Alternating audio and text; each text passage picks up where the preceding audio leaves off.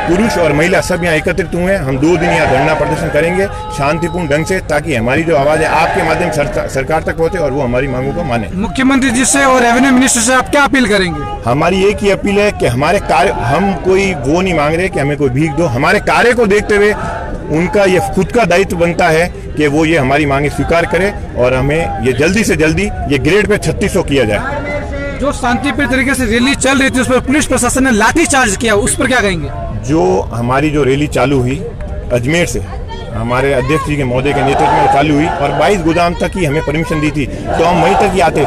लेकिन हमारे जो अग्रणीय साथी थे जो आगे चल रहे थे, वो आगे चल रहे थे, जब वो बैरिकेड आगे लगे हुए थे, जब उन्होंने उन पर प्रहार करे तो कई हमारे वरिष्ठ साथी थे जिनके चोटें आई और कई गंभीर भी घायल हुए। तो ये सबसे मैं इसकी घोर निंदा करता हूँ कि पुलिस प्रशासन, ये जो भी उच्च अधिकारी ने ये इनको आदेश दिए, उसकी मैं घोर निंदा करता हूँ। एक आम व्यक्ति की भी अगर सोचा जाए तो ये भी बहुत गलत है कि पुलिस प्रशासन, जो भी हम भी प्रशासन की एक कड़ी हैं, तो ये जो उन्होंने करा, ये इसकी मैं घोर निंदा करता हूँ। सूत्रों के माध्यम से पता चला है कि रेवेन्यू मिनिस्टर को पता ही नहीं है जब आप अजमेर से रवाना हो। आपको लगता है ऐसा हो सकता है? नहीं, बिल्कुल नहीं हो सकता, ऐसा बिल्कुल नहीं हो सकता। हमने पूर्व में भी कई तरह के सरकार को जगाने के लिए सत्याग्रह, काली पट्टी, काला मास्क, बस्ता सड़क पे, ये सब तरह की हमने रैलियां की है। हमने संभाग स्तर पे भी अवगत कराया, डिस्ट्रिक्ट स्तर पे भी अवगत कराया, ये पूर्व में सब जानकारी थी। और बड़े रोचक की बात यह है, जिस दिन हमारा ये रेला जिस दिन चल रहा था, उसी दिन संभागीय आयुक्त सुमित शर्मा साहब खुद गाड़ी से विजिट करे तो ये सरकार की आंख कान नाक जो भी जितने भी ब्यूरोक्रेट है, वो सबसे उच्च अधिकारी वो है। और नीचे लेवल के जो पटवारी थे उनको तो इन्होंने यहाँ पे ले लिया। तो ब्यूरोक्रेट जितने भी उनका काम यही था, सीआईडी का काम यही था, जो अगर फील्ड में ऐसा कुछ हो रहा था उनका सूचना देना उनका काम था। और 100% उनके पास में सूचना गई है और उस चीज को नजरअंदाज कर रहे हैं। 1 तारीख को आप बड़ा फैसला लेने वाले, क्या है वो फैसला? बिल्कुल, वो फैसला ऐतिहासिक फैसला होगा। उसका उजागर हमारे प्रदेश अध्यक्ष श्रीमान नेमियाल साहब करेंगे।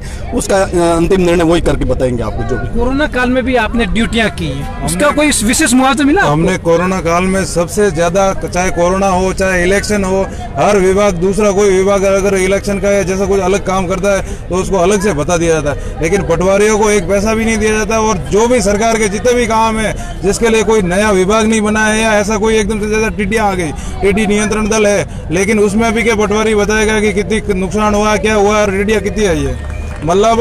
और कोरोना काल में भी हमने भामाशाहों से मदद लेके गांव में ये प्रयास किया है कि कोई भी भूखा नहीं सोए, और उसके लिए दिन रात मेहनत की है। और हमने हमारी हल्के के अंदर लोगों को ये अशोक गहलोत जी का था कि भाई अपन कोशिश करें कि कोई भूखा नहीं सोना चाहिए, तो उसमें हमने अपना पूर्ण तरीके से दायित्व निभाया है। लेकिन सरकार का बिल्कुल कोई ध्यान नहीं है। हम ये जो यहाँ पे धरना प्रदर्शन कर रहे हैं, ये हमारी मजबूरी है। आज हमारे को एक पटवारी को 3-3, 4-4 पंचायतें दे रखी है।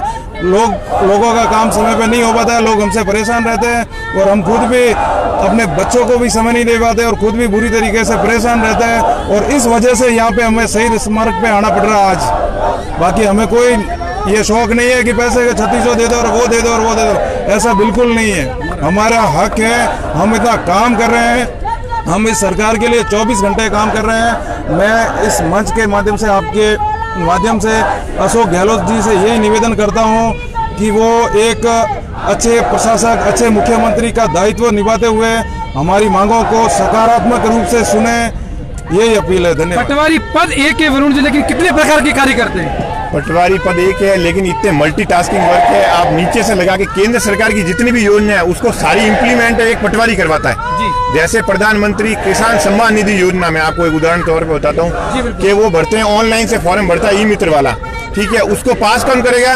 कंप्यूटर साइट पे बैठ के एक पटवारी, कि वो जो जिसने आवेदन करा है वो और वो जिसने आवेदन करा वो और जमाबंदी में एक नाम है कि नहीं है, उसको पास करे पटवारी। लेकिन फिर भी हमको टेक्निकल पद घोषित नहीं किया जा रहा। क्यों?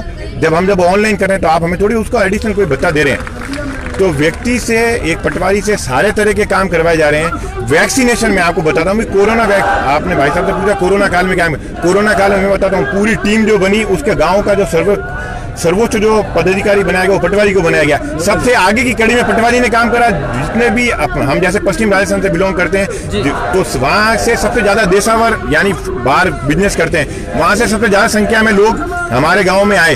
तो सबसे ज्यादा पटवारी वहाँ पे सबसे पहले फ्रंट जो लाइन था वो वॉरियर था, लेकिन तो भी उसको कोई बेनिफिट कोई फायदा सरकार नहीं देती। काम इतने करवा रही है लेकिन आज तक उन्होंने किसी भी पटवारी को एक बस खाली के जब कोई भी काम आता है कि कौन करेगा, पटवारी से करवा लो, ये काम पटवारी से करवा लो। लेकिन उसको ये सोचना चाहिए कि हमारे जो प्रशासन की मुख्य कड़ी एक पटवारी है नीचे स्तर से, अगर हम उसको सपोर्ट करेंगे तो हमारा वो काम भी अच्छी तरह से करेंगे और जल्दी रिजल्ट लाने में हम अपने और हमें संसाधन भी उपलब्ध करवाएं ताकि वो जो इस काम को जल्दी से मांग रहे हैं तो वो संसाधन उपलब्ध होंगे तो हम उनके जो भी है जितनी भी कार्य हैं तो वो उनको जल्दी और समय पर उनको उपलब्ध करा सके ताकि वो केंद्र सरकार को भेजें और जो काश्तकार हैं जो परेशानी जो सहन करते हैं उनको लाभ प्रदान कर सके। हम उसके लिए तैयार हैं, लेकिन हमारी यही मांग है कि जितने भी जो आज यहाँ बैठे हैं उनकी मांगे और हमें लाभान्वित करवाएं। ये सरकार से पटवारियों की एक ही मांग है 3600 3600 और 3600। सरकार मेलों से बाहर आए और देखे पटवारियों को दुख, क्योंकि अगर पटवारी काम नहीं करेंगे तो किसानों को भी समस्याएं होगी और पटवारियों से बात तो इनको करनी चाहिए। हम आपको बात करवाएंगे राजेंद्र नेमीवाल जी से जो इनके प्रदेश अध्यक्ष है आरपीएस अर्थात राजस्थान पटवार संघ से, क्योंकि सरकार को इनकी बातें माननी चाहिए। जब पहले मुख्य सचिव स्तर पर इनका समझौता हो चुका है तो उसके बाद में सरकार को इनकी बात मान लेनी चाहिए। राजेंद्र जी, सबसे पहले तो आपको ढेर सारी शुभकामनाएं, आपका स्वागत है हमारे समाचार में। आपका भी बहुत बहुत धन्यवाद जो आप हमारा रोज यहाँ से जो है मीडिया कवरेज देते हो, इसके लिए आपका आभार व्यक्त करते हैं हम भी, और मीडिया के माध्यम से जो बात रखी जा रही है इसके लिए हम आपका बहुत बहुत आभार। कहाँ तक पहुंची बात सरकार से वार्ता में? अभी हमने 28 तारीख का अल्टीमेटम दिया हुआ है। 28 तारीख के तक यदि गवर्नमेंट हमारी मांगों को नहीं मानती है तो 1 तारीख से हम पूर्ण बहिष्कार में जा रहे हैं। 1 तारीख से पूर्ण बहिष्कार में जा रहे हैं, सड़कें जाम करेंगे, पूरा काम रोकेंगे, गाँव की पूरी जो काम है वो रुक जाएगा। काफी विधायकों का और मंत्रियों का भी आपको समर्थन मिला ऐसा सुनने में है, किन किन का मिला है? 40 से ज्यादा अधिक कांग्रेस के विधायक हैं जिनका हमें समर्थन प्राप्त हुआ है, लेकिन सरकार फिर भी आराम से सो रही है, कोई ध्यान नहीं दे रही। तो वो तो उन कांग्रेस पार्टी को ही सोचना चाहिए कि अपने विधायकों की जो डिजायर है उनकी अवहेलना की जा रही है, जो कि लोकतंत्र के लिए अच्छी परंपरा नहीं है। आने वाले समय में सरकार जबकि आंतरिक मामलों में भी घिरी हुई है तो ऐसी स्थितियों में ये एक अच्छा संकेत नहीं है। और हम माननीय मुख्यमंत्री महोदय से जो कि लोक कल्याणकारी राज्य की बात करते हैं उनसे अभी भी आग्रह करते हैं कि आप हमारे साथ बैठे, संवाद कायम करें और हमारी मांगों को मानें। मुख्यमंत्री जी का भी आपने बजट देखा, कैसा लगा आपको बजट?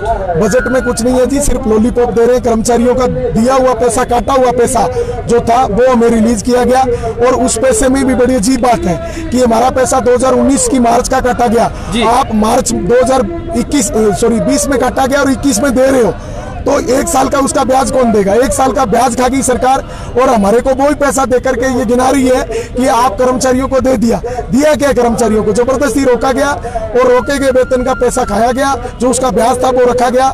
कर्मचारियों के साथ पूर्णतः धोखा है। इस बजट में पूर्णतः स्पष्ट हो गया है कि राज्य सरकार कर्मचारियों के प्रति संवेदनशील नहीं है, कर्मचारियों को कोई महत्व देना नहीं चाहती। नेमी भाई, एक बड़ा सवाल ये पैदा होता है कि जब आपकी जो तनख्वाह काटी जाती है कोरोना काल में, मंत्रियों के वेतन भत्ते बढ़ाए जाते हैं, ये अजीब विडंबना है कि एक तरफ लोक कल्याणकारी राज्य की बात करने वाले लोग और साथ में ये कहते हैं कि राज्य की आर्थिक स्थितियां कमजोर है। हमने पीछे भी जो कई न्यूज चैनलों में डिबेट हुई उनमें मैं गया, उनके जो कांग्रेस पार्टी के जो लोग आए हुए थे उनसे भी पूछा, मैंने मीटिंगों में भी ये पूछा कि आप लोगों के सामने ऐसी क्या कोरोना काल में परिस्थितियां आ गई थी कि आप जो आवास बताया कि विधायक का 20,000 से बढ़ा करके 50,000 रुपए कर रहे हो, और एक पटवारी की तनख्वाह आप 5,000 लोग हैं उनको नहीं बढ़ा रहे हो, ऐसी क्या परिस्थितियां थी? ये दोहरा मापदंड नहीं चलेगा।